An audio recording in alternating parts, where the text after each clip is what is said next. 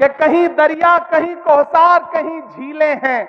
मैं अभी यहीं बैठा था तो बड़ा जिक्र हुआ, हमारे चिश्ती साहब बोल रहे थे तो उन्होंने जिक्र किया, बैठे बैठे ये मिसरे हुए कि कहीं दरिया, कहीं कोहसार, कहीं झीलें हैं, ऐ मेरे रब तेरे होने की ये तफसीलें हैं।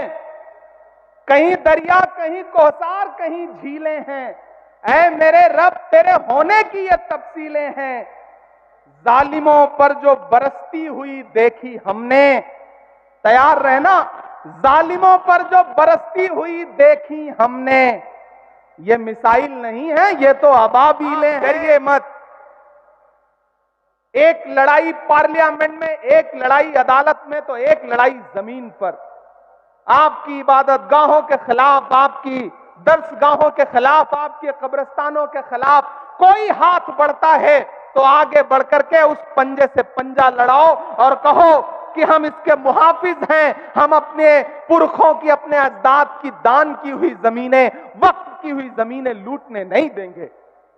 हुकूमत कह रही है कि वो पसमानदा के हुकूक के लिए इस वक्त में अलग से प्राविधान करेगी। मैंने तो पार्लियामेंट में भी कहा था कि बुनकरों के उद्योग को बर्बाद करने वाली ये सरकार, चाहे वो मालेगांव हो, चाहे भिवंडी हो, चाहे इचलकरंजी हो, चाहे बनारस हो, चाहे मऊ हो, चाहे मुबारकपुर हो, चाहे रांची हो, पूरे मुल्क में जो बुनकरों के हाथ में कारोबार था कि अपने हाथों के हुनर से वो लोगों के जिस्मों के लिए लिबास बनाते थे, उस पूरे रोजगार को बर्बाद कर दिया गया। मैं तो नरेंद्र मोदी जी से कहना चाहता हूं कि ये बुनकर जो हैं, ये भी तो पसमानदा समाज से आते हैं। अगर आप पसमानदा समाज की भलाई चाहते हैं तो जो इनकी सब्सिडी थी उसको बहाल करिए। आप कहते हैं कि आप मुस्लिम बहनों के हुकूक के लिए कानून लेकर के आए हैं और वक्फ में आप मुस्लिम बहनों को हिस्सा देंगे। नरेंद्र मोदी जी, हमें गुजरात की बेटी बिल्किस याद है, जब आप दिल्ली के लाल किले पर खड़े होकर के 15 अगस्त को इस देश में महिला सशक्तिकरण पे भाषण दे रहे थे, तो उसके महज 2.5 घंटे के बाद आपके गृह राज्य गुजरात में न सिर्फ बिल्किस के बलात्कारी रिहा किए जा रहे थे, बल्कि उनको आपकी पार्टी के नेता मालाएं पहना के उनका इस्तकबाल कर रहे थे। और आप बात करते हैं मुस्लिम बहनों के हुकूक की। ये कहानी किसी और को सुनाइएगा नरेंद्र मोदी साहब। हम समझते हैं इस खेल को, हमारी नई नस्लें समझती हैं इस खेल को। ये लड़ाई जारी रहनी चाहिए। रांची वालों, एक बात याद रखना कि जब वक्त पे कोई लड़ाई लड़ी जाती है तो जीत उसमें यकीनन हमारी होती है। वक्त की अहमियत को समझना पड़ेगा। जो अखबार सुबह 5 रुपए का एक बिकता है, शाम होते होते वही 5 रुपए का 1 किलो मिलता है। वक्त की अहमियत को समझना पड़ेगा। खामोश मत होइएगा, डरिएगा मत, क्योंकि जब तक शेर अपनी कहानियां खुद लिखना नहीं सीखेंगे, तब तक अपनी कहानियों में शिकारी खुद को महान बताते रहेंगे। हर प्लेटफॉर्म पे आवाज उठाइए, आवाजें बुलंद बोलिए। इस देश के सिख भाई, इस देश के आदिवासी भाई, इस देश के दलित भाई, इस देश के पिछड़े और इस देश के अमन पसंद फॉरवर्ड क्लास के लोग भी आपके साथ हैं। वो इस लड़ाई में आपकी बाट जोड़ रहे हैं और आपका साथ देने के लिए तैयार हैं। और मैं जिस पार्टी से आता हूं, उसका माइनॉरिटी डिपार्टमेंट का नेशनल चेयरमैन होने की हैसियत से भी कह रहा हूं कि आने वाले दिनों में जब भी सरकार बदलेगी, मैं यकीन दिलाता हूं आप सारे लोगों को कि पहली फुर्सत में जब भी हुकूमत बदलेगी, ये जो भी आईन के खिलाफ जाकर के अमेंडमेंट लाए हैं, इसको एक झटके में फिर उसी संसद के जरिए बदलने का काम इंडिया गठबंधन करेगा, कांग्रेस पार्टी करेगी, ये हम आपको भरोसा दिलाते हैं। इसलिए बिल्कुल मायूस मत होइए, मायूसी कुफ्र है। हम लड़ेंगे, अपनी जमीनों की हिफाजत करेंगे, अपनी दर्सगाहों की हिफाजत करेंगे, अपनी खानकाहों की हिफाजत करेंगे, अपने कब्रिस्तानों की हिफाजत करेंगे।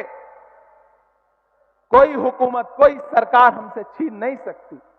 और अभी हफीजुल भाई ने तो भरोसा भी दिलाया, तो कम से कम कर्नाटक हो, तेलंगाना हो, झारखंड हो, ऐसे कई सूबे हैं जहां भाजपा की नफरत वाली सोच के बरक्स एक नई सेकुलर सोच खड़ी है, जो उनके किसी भी कानून के खिलाफ, जो कानून अवाम के हक में नहीं है, उसको अपने यहां इंप्लीमेंट नहीं होने देगी। ये हम आपको भरोसा दिलाते हैं। आपने बहुत लंबी तकरीरें सुनी हैं, बहुत ज्यादा बात नहीं करनी है। बस आपका इस बात के लिए शुक्रिया अदा करना है कि आप इस बारिश में भी हजारों की तादाद में यहां इकट्ठे हुए हैं। कोई आंधी, कोई तूफान, कोई बारिश अगर आपको रोक नहीं पा रहा है, तो फिर ये आपका जज्बा ही हमारी ताकत है। ये जो हमारे मुस्लिम पर्सनल लॉ बोर्ड के जो तमाम बुजुर्ग बैठे हैं, ये आपके हौसले की बुनियाद पर लड़ रहे हैं। इन्होंने अपनी उम्र जी ली है, लेकिन ये अपने आने वाले मुस्तकबिल के लिए लड़ रहे हैं, अपने नए नस्ल के बच्चों के लिए लड़ रहे हैं। यहां मौजूद एक एक शख्स हमारे इन बुजुर्गों के हौसले के लिए, इनके लिए दुआ के लिए एक एक हाथ उठा करके, ताली बजा करके इनको एहसास दिलाए कि कौम की नई नस्ल आपके साथ खड़ी है। आप पूरे मुल्क में इस आंदोलन की अलख जगा के रखिए, इंकलाब बर्पा करके रखिए। इंशाअल्लाह नई नस्ल आपको जब भी जरूरत होगी, बदन में जो भी लहू है तेरी अमानत है, जहां जहां हो जरूरत वसूल कर लेना। हम सारे लोग किसी कुर्बानी से पीछे नहीं हटेंगे। किसानों ने 700 जानें कुर्बान की, लेकिन हुकूमत को झुकने पे मजबूर कर दिया। तो हम तो सरकार से कहना चाहते हैं कि तुझको कितनों का लहू चाहिए अर्ज़े वतन, कितनी आहों से कलेजा तेरा ठंडा होगा। अगर आपके कलेजे की ठंडक के लिए आपको कुर्बानियों की दरकार है, तो मैंने पार्लियामेंट में भी कहा था और यहां भी कह रहा हूं कि उनसे 2 कदम आगे ये इमरान खड़ा मिलेगा। अगर आपको कुर्बानियों की दरकार है तो आप लीजिए। और हमने अभी दिखाया, समाज ने दिखाया कि जब पड़ोस के मुल्क ने हमारे मुल्क में दहशतगर्दी फैलाई, तो बंगाल के झंटू अली शेख ने पहली शहादत दी पहलगाम अटैक के बाद। जब पड़ोसी मुल्क ये सोच रहा था कि हिंदुस्तान में नफरतें फैला करके वो हमारी एकजुटता को तोड़ने का काम करेगा, तो कर्नल सोफिया कुरैशी आगे निकल के आई और उसने पूरी दुनिया को बताया कि ऑपरेशन सिंदूर क्या था। जब पड़ोसी ये सोच रहा था कि हम भारत को कमजोर करने के लिए कौमों में नफरतें फैला देंगे, तो बिहार के छपरा के बीएसएफ के इंस्पेक्टर मोहम्मद इम्तियाज ने कहा कि मैं इस मुल्क के लिए जान कुर्बान करने को तैयार हूं, और उन्होंने इस मुल्क की मिट्टी के लिए अपनी जान कुर्बान कर दी और जवाब दे दिया उनको जिन्होंने कहा था कि पंचर बनाते हैं लोग। याद है वो जुमला? कहा था ना कि पंचर बनाते हैं लोग। लेकिन इस कौम ने बता दिया, इस समाज ने बता दिया कि नहीं साहब, हम सिर्फ पंचर नहीं बनाते हैं। मैंने तो एक शेर कहा उस दौरान की, ये किसने कह दिया तुमसे कि बस पंचर बनाते हैं? ये किसने कह दिया तुमसे कि बस पंचर बनाते हैं? वतन पे हंस के जो कट जाएं ऐसे सर बनाते हैं। वो चाहे ब्रिगेडियर उस्मान हो या वीर अब्दुल हमीद हो, जब भी आपको जरूरत पड़ी है हम 2 कदम आगे खड़े मिले। तो हम यहां से खड़े होकर इस सरकार से ये कहना भी चाहते हैं कि इतना जुल्म मत करिए। ये बड़े भोले भाले लोग हैं, खुदा ने इनके हाथों में हुनर दिया है। अपने हाथों के हुनर की बुनियाद पर अपने लिए 2 रोजी और रोटी का जुगाड़ करते हैं, मेहनत करते हैं, कमाते हैं। इनको कम से कम सुकून से मस्जिदों में इबादत करने दीजिए, खानकाहों में बैठने दीजिए, दर्सगाहों में पढ़ने दीजिए और सुकून से कब्रों में सोने दीजिए। हमारी कब्रों पे बुलडोजर मत चलाइए। हम आपसे ये मुतालिबा करते हैं और हमें डराइए मत। मत समझना डराने से डर जाएंगे, अब के सारी हदों से गुजर जाएंगे। मत समझना डराने से डर जाएंगे, अब के सारी हदों से गुजर जाएंगे। मौत के नाम का खौफ देता है, क्यों? मौत जिस रोज आएगी मर जाएंगे।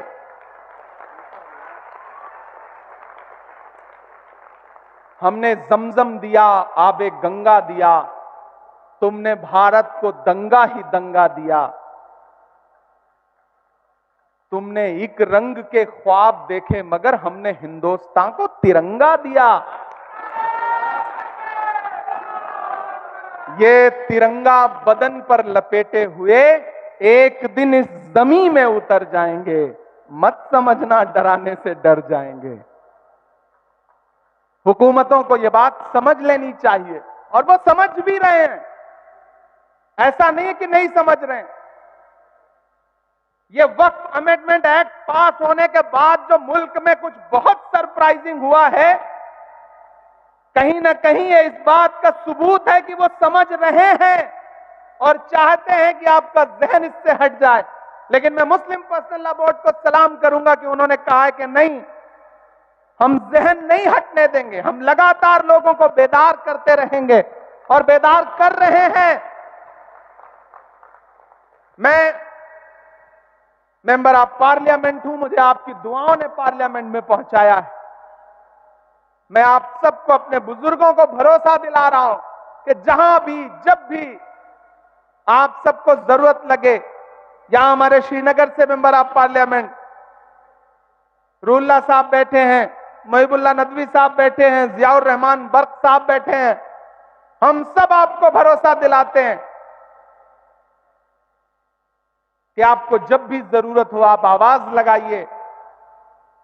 खुदा ने हमें जो भी ताकत दी है उस तमाम ताकत के साथ इस लड़ाई में आपके साथ शाना बशाना खड़े हैं। ये नहीं देखेंगे कि क्या नफा होगा क्या नुकसान होगा, जो होगा होगा। ये लड़ाई बहुत जरूरी है और ये लड़ाई बहुत अहम है। हम इस लड़ाई में आपके साथ खड़े हैं।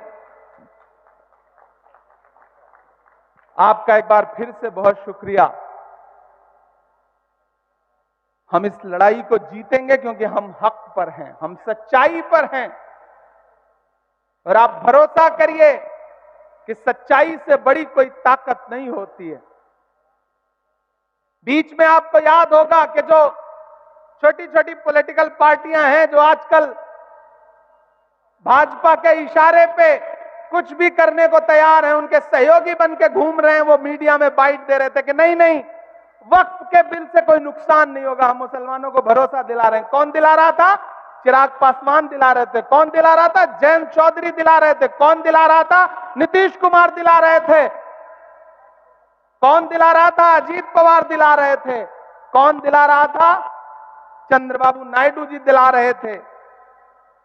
तो मैं तो उन सब से कहना चाहता हूं कि कलम से और न स्याही से बात करना है, कलम से और न स्याही से बात करना है, वजीर से न सिपाही से बात करना है। हमारे बीच में दरबारियों को मत भेजो, हमें तो जिल्ले इलाही से बात करना है।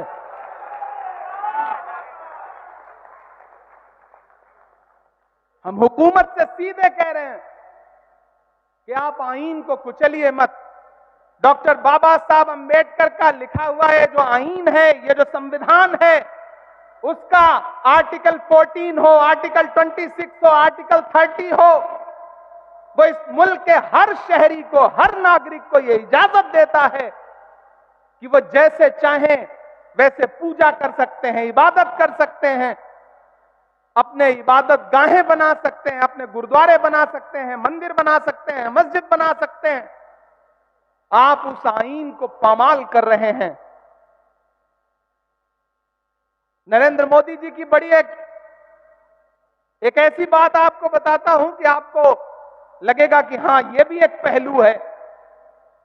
वो जब भी जिस चीज को ज्यादा रखने की कोशिश करें, ज्यादा उसके फेवर में दिखने की कोशिश करें, समझ लीजिए खतरा ज्यादा है। 2014 में याद है जब वो देश के प्रधानमंत्री बनके पहली बार देश की पार्लियामेंट में आए थे, तो उन्होंने देश की पार्लियामेंट की सीढ़ियों पे माथा टेका था। याद है आपको वो तस्वीर? संसद में घुसने से पहले संसद की सीढ़ियों पे माथा टेका था, और अंजाम फिर क्या हुआ कि 10 साल बीतते बीतते उन्होंने पुरानी संसद ही बदल दी, नई संसद बना दी। इस बार उन्होंने क्या किया है? इस बार उन्होंने संविधान को माथा टेका है, इसलिए खतरा बहुत बढ़ गया है। ये जो एक्ट ला रहे हैं दरअसल ये संविधान को बदलने की साजिशें हैं, और उनके तमाम नेता हो, चाहे लल्लू सिंह हो, चाहे अनंत हेगड़े हो, चाहे दिया मिर्धा हो, चाहे अरुण गोविल हो, उन्होंने चुनावी नारों में कहा है कि हम संविधान बदलेंगे, हमें 400 सीटें दीजिए। वो तो भला हो इस देश के अमन पसंद लोगों का कि उन्होंने 400 पार का नारा लगाने वालों को 240 पे लाके अटका दिया। उनको हुकूमत चलाने के लिए 2 बैसाखियों की जरूरत पड़ी, एक नीतीश बाबू की, एक चंद्र बाबू की। एक भी बैसाखी हटकी, सरकार की सांस अटकी।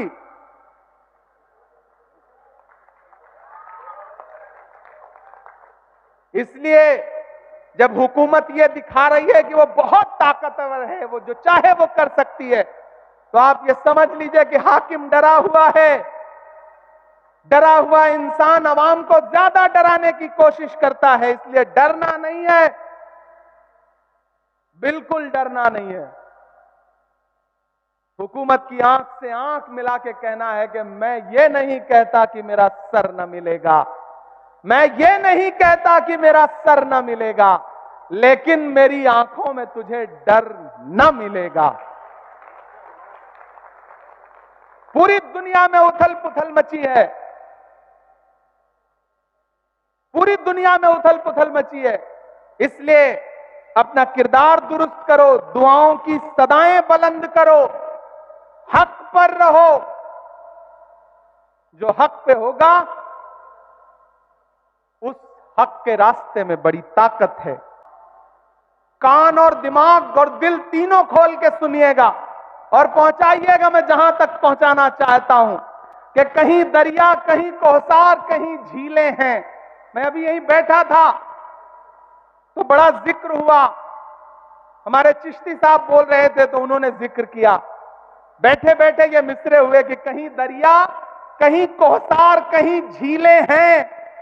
ऐ मेरे रब तेरे होने की ये तफसीलें हैं।